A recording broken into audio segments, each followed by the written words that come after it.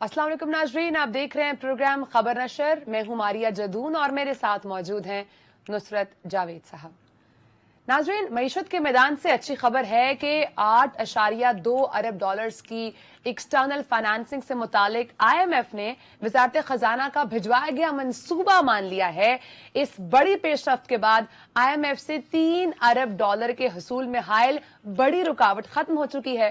वजीर आजम शहबाज शरीफ ने उम्मीद जाहिर की है कि कल IMF का एग्जीक्यूटिव बोर्ड पाकिस्तान के लिए पहली किस्त की मंजूरी भी दे देगा और दूसरी जानिब सऊदी अरब की जानिब से स्टेट बैंक में 2 अरब डॉलर डिपॉजिट करवाए जाने के बाद डॉलर की कीमत में तकरीबन ₹1.5 की कमी के साथ साथ स्टॉक एक्सचेंज में भी तेजी देखी गई है और तकरीबन 14 माह के बाद 10 इंडेक्स 45,000 पॉइंट्स की हद अबूर कर चुका है। ताहम अगर एक तरफ मौशी मैदान से अच्छी खबरें आ रही हैं तो दूसरी जानिब जैसे जैसे हुकूमत की मुद्दत खत्म हो रही है, इत्तेहादी जमातों के दरमियान इख्तलाफात भी बढ़ते दिखाई दे रहे हैं।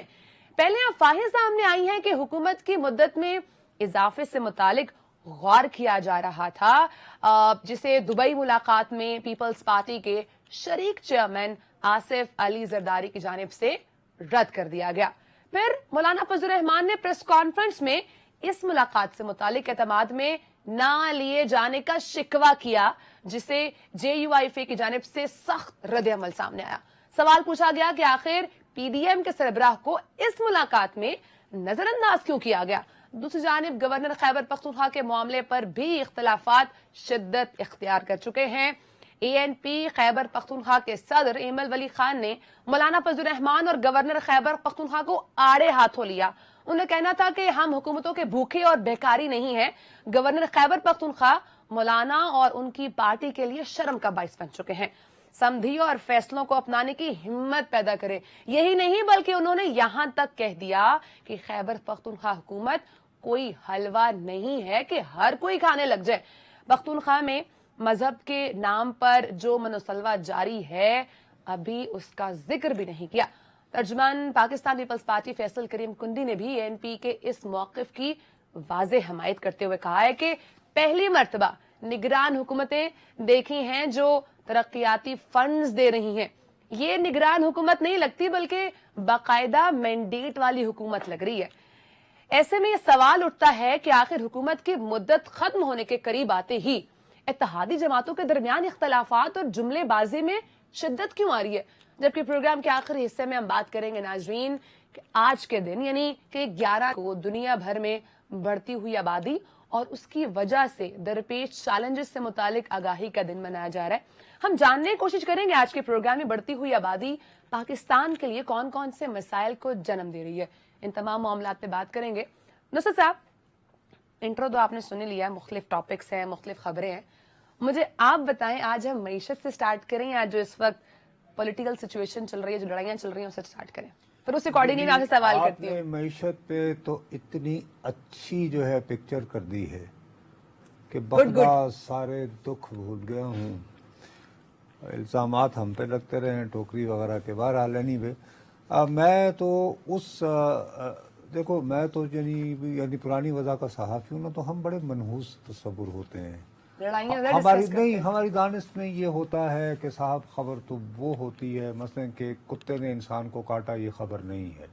मैन बाइट्स द डॉग इस खबर अनयूजुअल चीज जो होगी। तो भाई अगर मईशत संभल रही है, उसकी इंडिकेशंस थी उसी दिन से ही होना शुरू हो गई थी कि जब वो IMF की तरफ से अच्छा इशारा मिला तो उसके बाद से चीजें संभल रही हैं।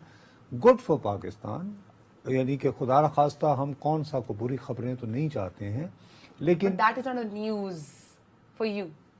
नहीं, अच्छा, न्यूज़ है, अच्छी न्यूज़ है, लेकिन उसमें ये है कि अगर मैं यानी प्रोपेगेंडिस्ट होता या यहाँ पे हुकूमत का तर्जुमान होता तो इससे खेल रहा होता। हाँ, मैं हुकूमत का तर्जुमान नहीं। बिल्कुल। तो मुझे तो वो बात ढूंढनी है कि भाई क्या कोई सियासी तजिया नाम नेहाद करने बैठते हैं टेक्निकली। चले, दूसरा बात ये है कि अगेन आप जितनी मेहनत करती हो मैं उसको रोजाना सराहता हूं, लेकिन आज मुझे ये भी उम्मीद थी कि आप एक खातून भी हैं, you are a women working journalist. بالکل ہماری ہی ایک ٹھیک ہے، اور پاکستانی اوریجن ان کا جو رائز اینڈ رائز زیادہ برطانیہ میں ہوا کیونکہ وہ برطانوی نژاد پاکستانی ہیں یا پاکستانی نژاد برطانوی ہیں. انہوں نے سی این این پہ مقدمہ کیا ہے یس کہ وہ بیچاری ایک اسائنمنٹ پہ گئی ہوئی تھی، وہاں پہ ان کے ساتھ حادثہ پیش آیا اور انہیں اس کے بعد سے چلنے پھرنے میں، جو کہ رپورٹر کو متحرک فیلڈ کے اندر جو ضرورت ہوتی ہے اس میں دشواریاں آئیں. تو وہ درخواست کرتی رہی کہ آپ مجھے کوئی ڈیسک بیس جواب دے دیں. مثال کے طور پر وہ بیٹھ کے خبریں پڑھ سکتی تھیں. وہ ان کا ایکسنٹ بہت اچھا ہے، بہت زبردست ہے، وہیں کی پڑھی لکھی ہیں. یا کوئی اور اسائنمنٹ، کوئی ایسی کون سی بات ہے جس میں بھاگ دوڑ نہ ہو فیلڈ بیٹھا کے جا اندر. سکے. لیکن اس کو انکار کر دیا اور ان کا بازی فارغ، چونکہ آپ زخمی ہو گئے. اب یہ اونچی دکان پھیکا پکوان، ہمارے ہاں جب بھی ہم لوگ صحافی بیٹھتے ہیں ہم کہتے ہیں دیکھیے صاحب غیر ملکی اداروں میں کیسے انشورنس ہوتی ہے، یہ ہوتا ہے، وہ ہوتا ہے، فلاں ہوتا ہے. تو بھائی صاحب ایگزامپل یوز کیا جاتا ہے. اگر سی این این کی لیے فیلڈ میں گئی ہوئی بچی کے ساتھ یہ ہو سکتا ہے تو واللہ ہی کرے. ٹھیک، یہاں پر کچھ بھی ہو سکتا ہے. دوسری بات یہ کہ اگر میں واقعی اس حکومت کا ترجمان ہوتا تو صبح سے بہت سوشل میڈیا پہ دہائی مچ رہی ہے اقوام متحدہ کی ایک انسانی حقوق سے کونسل کی حقوق، یعنی اس میں یہ ہوتا ہے کہ سالانہ نہیں کچھ عرصے کے بعد یہ لوگ جو ہیں ایک رپورٹ تیار کرتے ہیں کہ بھئی عالمی سطح پر مختلف ممالک میں انسانی حقوق کے ساتھ کیا عالم ہے. بالکل. اس میں حصہ لیتے ہوئے جو اسرائیل کی نمائندہ ہیں انہوں نے پاکستان کے بارے میں بہت تشویش کا اظہار کیا. اچھا. کہ ہائے اللہ، مطلب آپ یہ دیکھو، اور تو اور چھلنی تو بات کرے اسرائیل. خدا کے لیے یار بات تھوڑا رکھو. ایک کلیئرلی ریسٹس، یعنی کہ مذہب کے نام پر تو پاکستان کا قیام بھی لوگ کہتے ہیں، لیکن یہ کہ ساتھ میں نسل پرستی، دونوں چیزوں کا مکس ہے. بالکل. اور وہ بیٹھ کے کر رہے ہیں. اس میں لوگوں کو ڈاکٹر اپنا وہ حکیم سعید بھی یاد آ رہے ہیں، ڈاکٹر اسرار بھی یاد آ رہے ہیں، اور وہ صاحب، حالانکہ اس میں میری دانش میں کوئی حیرانی کی بات تو نہیں ہے. دیکھیے لندن میں میئر کا انتخاب ہو رہا تھا، اس کے لیے پاکستانی نژاد محمد صادق صاحب لیبر پارٹی کے امیدوار تھے. ان کے مقابلے میں ان صاحب کی ایکس وائف کے بھائی ان کے بچوں کے ماموں کھڑے تھے میئر کے طور پر، اور یہ ان کی باقاعدہ کیمپین کے لیے گئے تھے. اچھا. اب وہ گولڈ سمتھ خاندان کے جو تعلقات ہیں اس دنیا میں تو میں یہ سمجھ، ورنہ میں اس کے ساتھ میں اپنا مندہ نہیں کرتا، لیکن یا تو یہ کہ ہمیں لفافے بھیجو تو ضرور کریں گے، ورنہ نہیں کریں گے. ہم تو اپنی بات پہ آئیں گے. آتی رہنی چاہیے. ایک ہی آئی تھی نا یار. آتی رہنی چاہیے، اچھا لگتا. نہیں آتی رہنی تو جائے نا کہ جب کہ آ رہی ہوتی. آ رہی ہوتی. چلے کہ میں نوٹ بہا میرا موڈ بنے، میں نوٹ بہا میرا موڈ بنے، تو اس لیے پھر میں تو یعنی بہودہ منحوست والی باتیں کروں گا. اب آ جاتے ہیں، میرا خیال ہے ہمیں فوکس کرنا چاہیے پولیٹیکل ایشوز کے اوپر. ٹھیک ہے. سو مدت ختم ہوتے ہی ہم آپس میں لڑائیاں دیکھ رہے ہیں. اچھا، تو وہ قریب آ رہی ہے آہستہ آہستہ تو لڑائیاں. نہیں، میں تمہیں کلیئرلی بتا سکتا ہوں. ابھی تو نوید قمر صاحب، یہ پاکستان پیپلز پارٹی کے جو لوگ 1990 کی دہائی سے یہ الیکٹ ہوتے آ رہے ہیں قومی اسمبلی کے لیے، اور جو ایک ہوتا ہے کہ آپ الیکٹ تو ہو جاتے ہیں، لیکن ایک قومی اسمبلی کا جو بزنس ہوتا ہے نا، کاروائی، اس کی باریکیاں، یہ اس کو بہت سمجھتے ہیں. اس کے قواعد، ضوابط، ٹیکنیکلٹی، آئین، یہ وہ تو کہہ رہے ہیں کہ ہم. میری التجا سن لینا. میں نے آپ کو کل کہا تھا کہ دبئی کی جو آپ کھچڑی کی بات کر رہی ہو، وہاں کوئی کھچڑی نہیں پکی. آصف زرداری اور نواز شریف میں ملاقات ہوئی ہے، جس میں آصف علی زرداری نے کیٹیگوریکلی میاں صاحب کو کہہ دیا کہ صاحب ہم بر وقت انتخاب چاہتے ہیں، پیریڈ. یس. ٹھیک. لیکن اب ایک اور بات آ گئی. نوید قمر صاحب نے آج چلتے چلتے صحافیوں سے گفتگو کرتے ہوئے کہا ہے کہ شاید موجودہ جو حکومت ہے وہ اسمبلی تحلیل کرنے کے لیے، آپ کو پتا ہے صدر کو ایڈوائز بھیجی جاتی ہے. بالکل. تو انہوں نے کہا ہے کہ وہ 8 اگست کو بھیج دیں گے. بالکل. اب یہ بتاؤ کہ 8 اگست کو کیوں؟ کیونکہ آگے کچھ دنوں بعد، کیوں؟ تاکہ 60 دنوں میں انتخابات ہو سکیں. 60 दिनों में तो देखो रो रो के मर गया। मैं इसीलिए कहता हूँ मेरी बात तुम तवज्जो से नहीं सुनती हो। जी सर बताएं फिर क्यों? अगर हुकूमत जो है 12 अगस्त को रात 12 बजे खत्म हो तो फिर 60 दिनों में इलेक्शन होंगे। ठीक, मौजूदा और 90 में। हुकूमत में जो लोग हैं वो ये चाहते हैं कि यार 60 दिन तो बहुत कम है, हमें बिल्कुल। कैंपेन करने के लिए कुछ अपने लोगों को जो नाराज हैं महंगाई उनको को नया चूरन बेचने के लिए हमें 90 दिन दरकार है, 90 ठीक है। तो उससे पहले करें, हाँ यानी 12 अगस्त का इंतजार न किया जाए। ठीक है। अब उसमें हमारे यहाँ यार दोस्त ये कह रहे थे, कोई कह रहा था जी 10 को हो जाएगा, कोई ये वो, 8 क्यों? 8 क्यों? ये समझना और समझाना जरूरी है, है। इसलिए कि आपको पता है आजकल ईवान सदर में कौन बैठे हुए हैं? चेयरमैन साहब ने। नहीं, आरिफ अलवी साहब अब तो आ गए ना। अच्छा वापस आ गए। हाँ और उनकी मोहब्बत तो जहाँ है वो तो है, उधर वाही है। वे मोहब्बत सच्चियां ने। हाँ कहीं और है जो आजकल सीन अब आउट। आईन के तहत सदर ममलिकत को जो भी समरी भेजी जाए तो उसके पास 48 घंटे होते हैं फॉर कि वो उसे मंजूर करे या रिकंसिडरेशन के लिए वापस भेज दे। ठीक है। और लेकिन अगर तहलील की हो तो आईनी मुद्दत जो है वो 12 अगस्त को खत्म हो जाएगी, तो वो अगर वापस भी ना भेजें तो ऑटोमेटिकली ये तस्वुर होगा कि ये 48 घंटों में तहलील हो गई। अच्छा अगर वो नहीं भी एक्सेप्ट करते तो भी हो जाएगा? नहीं, एक्सेप्ट करने की पोजीशन में ही नहीं होंगे ना बाबू। अच्छा 8 अगस्त को गई तो वो उसको 48 घंटे तक रोक सकते हैं। तो 8 से हुई 9, 9 से हुई 10, तो जब 10 तारीख हुई तो उनके दस्तखत हो या ना हो, मैटर नहीं करेगा उनकी कुग्गी बजे या ना बजे, असेंबलियां तहलील हो गई। अच्छा देयरफॉर 8, क्योंकि हमारे यहाँ ना को आइन की कदर है ना ये वो, तो लोग इन बारीकियों को नहीं, इनको समझाना चाहिए कि भाई अगर मुल्क रखना है, जमहूरियत रखनी है, आइन के मुताबिक चलना है, तो इन बारीकियों को समझने की कोशिश करें। ठीक है। तो 8 की तारीख इस वजह से है और मैं उनकी गुफ्तगू से सहमत हूं कि 8 अगस्त को ही असेंबलियां तहलील करने होना नहीं चाहिए, मतलब भेजना चाहिए। भेजी जाएगी। क्लियर है आप, यानी ये छोड़ दें हम आप इस बात को। ठीक है। और मौलाना फजलुर रहमान की भी आज जो सारी गुफ्तगू हुई है, जो रिपोर्ट हुई है अखबारों में, और वो रिपोर्टिंग इस तरह की नहीं है कि नुसरत जावेद कह रहा है कि जी मोतबर जराए से मालूम हुआ उसे, मतलब कि उनके जो तर्जुमान हैं उनकी जमात के, असलम गौरी साहब, उन्होंने कहा है कि जी हमारी जमात के सरबराह ने इस मुलाकात के दरमियान कहा कि इंतखाबात बर वक्त होने चाहिए, नंबर 1। ठीक।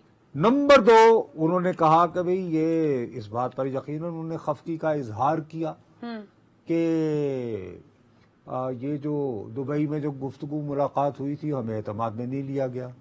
लेकिन जो बारीक काम ये है वो ये कहते हैं कि साहब हम तो अवामी तहरीक के जरिए साबिका हुकूमत को इस्तीफा देने के बाद ताज़ा इंतखाब की तरफ बढ़ने को मजबूर करना चाह रहे थे, लेकिन एक जरदारी सब पे भारी ने उन्हें घेर लिया कि ना ना ना ये ना करें, आप तहरीक अदम एतमाद वाला रास्ता अख्तियार करें। नंबर 1 चलें जी, कोई बात नहीं। उसके बाद उन्होंने कहा कि मैं, यानी हमारी ये ख्वाहिश थी कि तहरीक अदम एतमाद के जरिए जब साबिका हुकूमत हटा दी गई तो उसके बाद हम फौरी इंतखाब करवा दें। बकौल उनके उससे भी आसिफ साहब ने रोका। नहीं वक्त पे होने चाहिए। अरे भाई क्या आसिफ जरदारी को आप सब लोगों ने यानी आउटसोर्स कर दी थी अपनी सियासी अक्ल और जहानत, लेकिन बहरहाल ये होता है सियासत। तो मैं अर्ज ये करना चाह रहा हूं कि वो अब, हाँ, और साथ ही उन्होंने ये भी फरमाया है कि कुछ वक्त गुजरने के बाद ये मालूम करने की जरूरत है कि आसिफ अली जरदारी को इस राह पे किसने चलाया था। उसकी वजह ये है, सीधी सी बात है, देखो अब ये यानी डॉट्स बाबू अब ये पॉइंट स्कोरिंग हो रहे हैं। मुख्तसर तरीन बात ये है जो खोपड़ी में आती है, कोई उसमें साजिशी कहानियां निकालने की क्या जरूरत है। इन तमाम लोग जो है ये यहाँ तक आ चुके थे साबिका हुकूमत के हाथों, ये अपने बाहमी इख्तलाफात भुलाकर रातों रात इकट्ठे हो गए, तहरीक अदम एतमाद वाला ऑप्शन इस्तेमाल कर लिया। लेकिन آپ کو نہیں لگتا ہے کہ عمران خان صاحب جو چیئرمین پی ٹی آئی ہیں ان کی کچھ پولیٹیکل شاید ذہانت اتنی زیادہ نہیں تھی کہ تمام پولیٹیکل پارٹیز کو اپنے اگینسٹ انہوں نے کر لیا؟ آخری لمحے تک باپ بھی ان کے ساتھ تھی اور ایم کیو ایم بھی تھی، اور سب سے پہلے ان سے جدا ہوئے تھے عطا اللہ مینگل صاحب اس حکومت سے، ٹھیک ہے نا، اور عطا اللہ مینگل نہیں، ان کے فرزند اختر مینگل صاحب، آئی سوری۔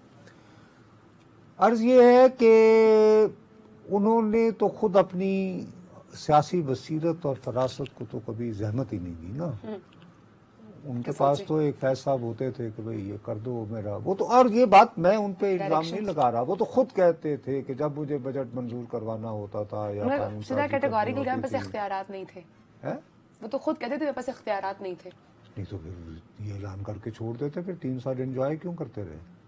میں یہاں بیٹھا ہوا ہوں، میں یہ قسمیہ میں کیمرے پہ کہہ رہا ہوں کہ مجھے اگر اس وقت فون آئے اور کہا جائے کہ آپ یہ بات کہیں، میں بریک میں اٹھ جاؤں گا، میں صرف اتنی عزت رکھوں گا کہ بریک کا ویٹ کر لوں، یعنی کہ میں نہیں ویٹ کروں گا، بھئی یہ اتنا آپ کو ٹی وی پہ آنے کا شوق۔ تو سملرلی یہ بات جو ہوتی ہے نا، پورا رج کے انجوائے کرو، آپ کے پاس یہ تو اختیار تھا کہ میں نے چونکہ کہہ رکھا تھا انتخابی مہم میں کہ رانا ثناء اللہ کو مونچھوں سے پکڑ کے اندر کروں گا، آپ اس میں منشیات کا کیس ڈلوا کے اندر کروا سکتے ہیں، یہ تو اختیار تھا، یہ تو اختیار تھا کہ میں نے خواجہ آصف کو ہر صورت دیکھنا ہے جیل کے پیچھے، وہ اختیار تھا، یہ اختیار تھا کہ یہ اے بی سی جس میں یہ گناہگار بھی شامل ہے انہیں ٹی وی سکرینوں پہ نظر نہیں آنا چاہیے، وہ اختیار تو پورا ہوا۔ جہاں اختیار چلنا چاہتے وہاں چلا نہیں، ارے پھر وہی بات ہے نا، جہاں چاہتے تھے اختیار چلایا اور رج کے چلایا، میں نے بہت ساری حکومتیں دیکھی ہیں، ٹھیک ہے نا جی، یا تو سیدھا سادہ بادشاہی ہوتی ہے، لیکن مکس اینڈ میچ میں جو ہے وہ اس طرح کا نہیں ہوتا کہ آپ یوں کر کے رانا ثناء اللہ کو پکڑ لیں اور صحافیوں کی ایک فہرست بنا کر کہیں کہ یہ راندہ درگاہ ہے، نہیں بھیا، نہیں دیکھا، ہاں کوڑے پڑتے دیکھے لیکن وہ ماشاء اللہ تھا، وہ جمہوری ہونے کے دعوے دار نہیں تھے، ڈائریکٹلی کہتے تھے نا۔ تو میں عرض آپ سے یہ کر رہا ہوں کہ انہوں نے ان کو ہٹا دیا، اب اگلا موڑ جدائی کا ہے، انتخاب ہونے ہیں، ہر ایک نے اپنا اپنا چورن لے کر عوام میں جانا ہے، صحیح، ٹھیک، یہ ہے، اور یہ اختلافات جو ہیں ہوتے رہیں گے، اور دیکھو اب ایمل ولی خان، ان کا تعلق عوامی نیشنل پارٹی سے ہے، یہ سیکولر لبرل ہونے کے دعوے دار ہیں، جمعیت علماء اسلام جو ہے وہ اس کی ایک مذہبی بیس ہے، ٹھیک، تو ان کے نظریاتی اختلافات تو پہلے سے ہی ہیں، پیپلز پارٹی کی بھی پہچان ابھی تک یہی کہ جی ہم لبرل ہیں، یہ وہ وغیرہ وغیرہ، اور تھوڑے سے چلے آپ کی باتوں سے اب یہ لگ رہا ہے کہ آگے آنے والے دنوں میں یہ لڑائی مزید ان میں اور مزید بھی اختلافات بڑھیں گے، کیونکہ انہوں نے تاثر یہ دینا ہے کہ بھائی یہ کیا مطلب ہے کہ صرف اس ملک میں ایک واحد اپوزیشن جماعت ہے، صحیح، ایسی بات نہیں۔ بریک کا ٹائم بھی ہے ہمارا آ چکا ہے، ٹھیک ہے، ٹھیک، بریک کے بعد ناظرین ہم ڈسکس کریں گے یہ جو ارب ڈالر آئی ایم ایف سے ہمیں ملنے، آپ کہہ رہے ہیں اچھی خبر ہے، اور نصر صاحب نے تو کہہ دیا ہے کہ آپ نے اتنا اچھا اسکیچ کھینچ دیا ہے کہ ایسا لگ رہا ہے کہ سب گڈ ہی ہو چکا ہے، لیکن اس پہ ہم ڈسکس کریں گے بریک کے بعد، ناظرین ساتھ رہیے گا۔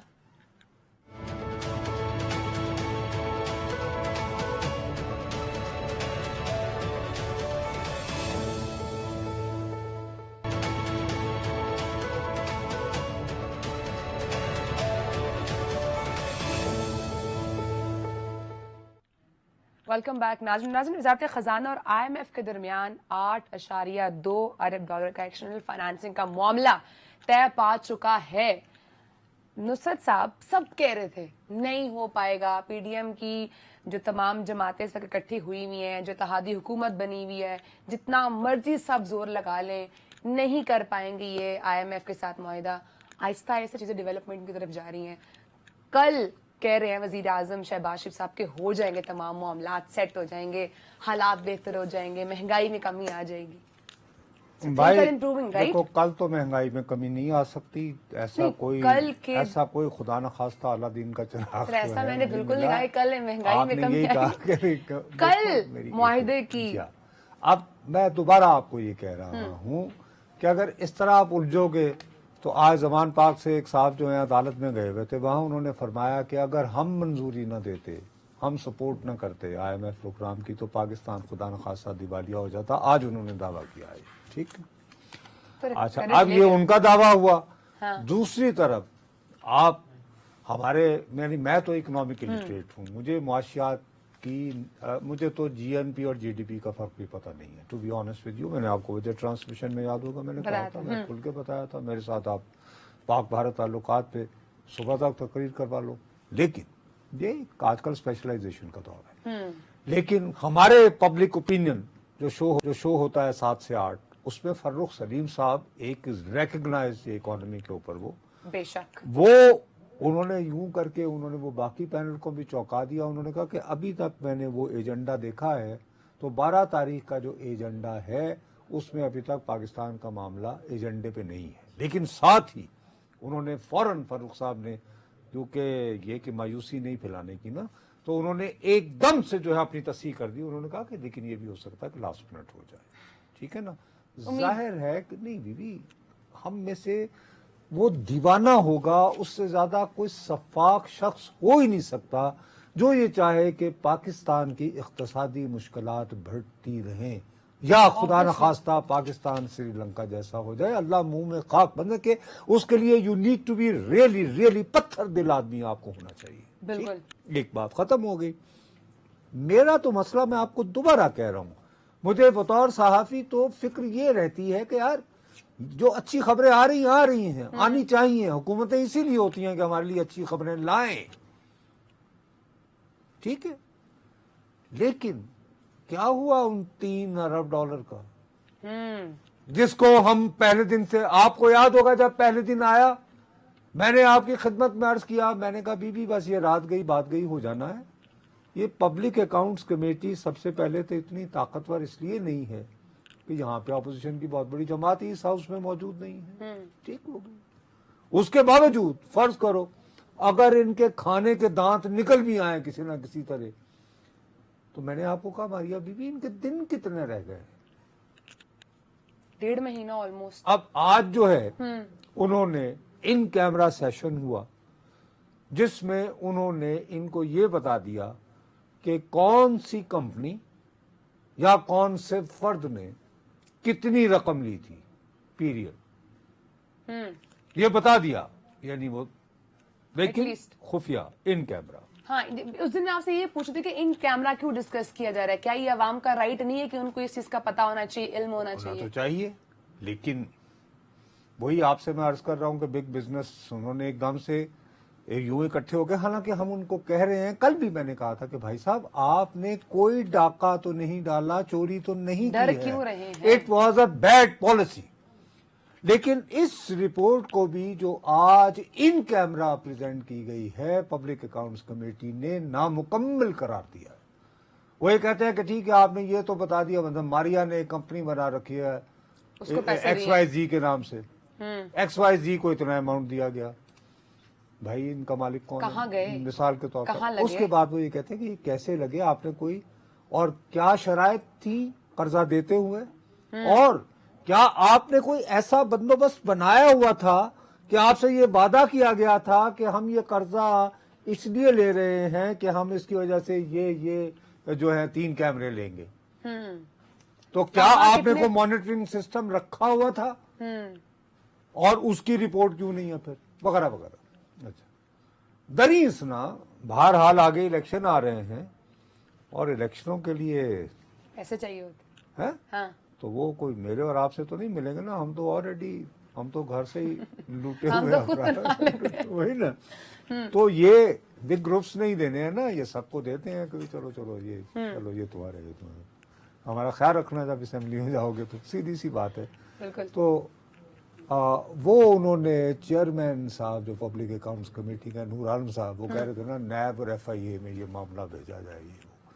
تو زیادہ تر لوگوں نے مخالفت کی اور کہا جی بس تفصیلات ہم منگوا لیتے ہیں اور درگزر سے کام کریں. اور اتنا درگزر سے کام تو نہیں چلتا نا، $3 ارب ہے. ہو گیا نا، مٹی پہ یہ کہہ رہی ہوں نا کیوں چل رہا ہے ایسے. میں کر رہا ہوں میں تو اور کیسے بتاؤں، میں سیدھی سادھی بتا رہا ہوں. الیکشن آ رہے ہیں، کمال کر رہے ہوں. یہ تو کوئی بات نہیں بھائی. مجھے ایک سٹریمر جو ہے کتنے کا لگتا ہے جا کے کبھی کسی, میں تو اب ریٹائرڈ رپورٹر ہوں, آپ ماشاءاللہ ینگ ہو, انرجیٹک ہو, مجھے صرف یہ معلوم کرو کہ مارگلا, فرض کرو آپ اسلام آباد سے الیکشن لڑ رہی ہو, آپ نے 10 دن کے لیے سٹریمر لگانے ہیں, کتنے لگنے ہیں اور کتنا خرچہ آئے گا وہ بتا دینا, تو پھر آپ کو خود سمجھ آئے گی کہ کسی نہ کسی انڈسٹریز کو کہنا پڑے گا کہ بھائی صاحب کو ساڈا بھی خیال کرو, اسی ساڈا ادھر سے ہم $3 ارب لے رہے ہیں, ادھر سے ہم ادھر دنیا لگا بھر رہے میں ہیں, بی یہ لیکن لابنگ, آپ بک پڑھیں اوباما کی, کہ جب اس نے اپنے پولیٹیکل کیریئر کا آغاز کیا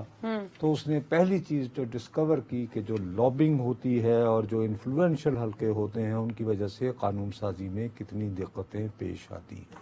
بٹ یہاں پہ جو قانون بننا ہوتا ہے تو بنا لیتے ہیں آسانی سے, لابنگ کر کے, اور ہاں لیکن اپنی فیور میں جو بلز بنانے ہوتے میں ہیں, وہی عرض کر رہا ہوں قانون نا پاس کروانے ہوتے ہیں. باس, میں یہی آپ سے التجا کر رہا ہوں کہ امریکہ جیسے ممالک میں ہم لوگ تو کرپشن کی دہائی مچاتے رہتے ہیں.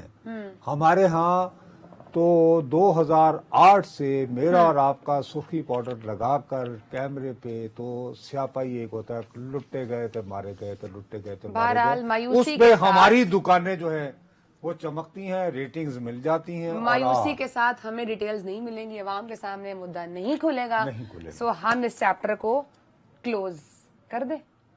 میرا اپنا خیال ہے, میں نے تو آپ کو اسی دن جب یہ آیا تھا میں نے دہائی مچائی, رونا پیٹنا مچایا. پر آپ نے یہ بھی کہا تھا کہ اس کو اب ہمیں ہائی لائٹ کرتے رہنا پڑے گا. تو کر رہے ہیں نا, آج بھی کر رہے ہیں. یعنی ہم کیا دیکھو فائدہ اب؟ سیاستدان کی اپنی ذمہ داری ہے, صحافی کی یہ ذمہ داری ہے کہ اگر Point ایک taken. بات آئے تو پلیز اس کا فالو اپ جاری رکھو, کیپ ڈرمنگ کیپ ڈرمنگ کیپ ڈرمنگ. بالکل, کہیں نہ کہیں Break. تو تمہاری صدا پہنچے گی. یہاں کہیں نہیں پہنچتی سر, بریک ارے کا ٹائم ہے. نہیں, یہ یہاں پہ میں نہیں قائل, امید یہ رکھنی چاہیے کہ کہیں نہ کہیں امید نہ پہ کہیں دنیا قائم ہے. آہستہ آہستہ آہستہ اور رب امید ان ہے- کرتے رہو, رب ان کرتے رہو. بے شک. So point taken. بریک کا ٹائم ہے ناظرین, بریک کے بعد ہم ڈسکس یہ جو بڑھتی ہوئی آبادی کی وجہ سے مشکلات پیش آتی ہیں, خاص کر پاکستان کے اندر کون کون سے مسائل جنم لے رہے ہیں, اس پہ بریک کے بعد بات کریں گے. ساتھ رہیے گا.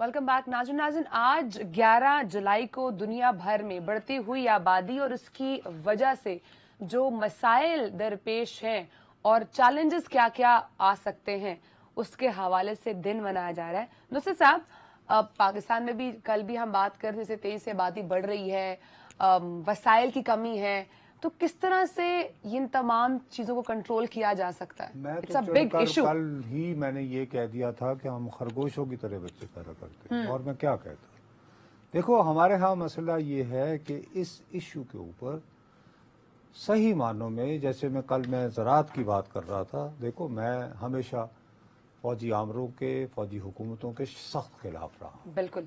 لیکن ایوب خان کو کل میں نے کریڈٹ دیا, میں نے کہا جی انہوں نے کسانوں کا زرعی انقلاب لانے کا ایک منصوبہ, وہ بتاؤ کھیتی پیداوار, لیکن میں نے کہا وہ امریکی ایڈ سے ہوا تھا, اور کل جو ایونٹ ہے میں نے کہا یہ مجھے اس طرح کا ریفلیکٹ کر رہا ہے, تو خوش آمدید, تالیاں. Green initiative. اسی طرح یہ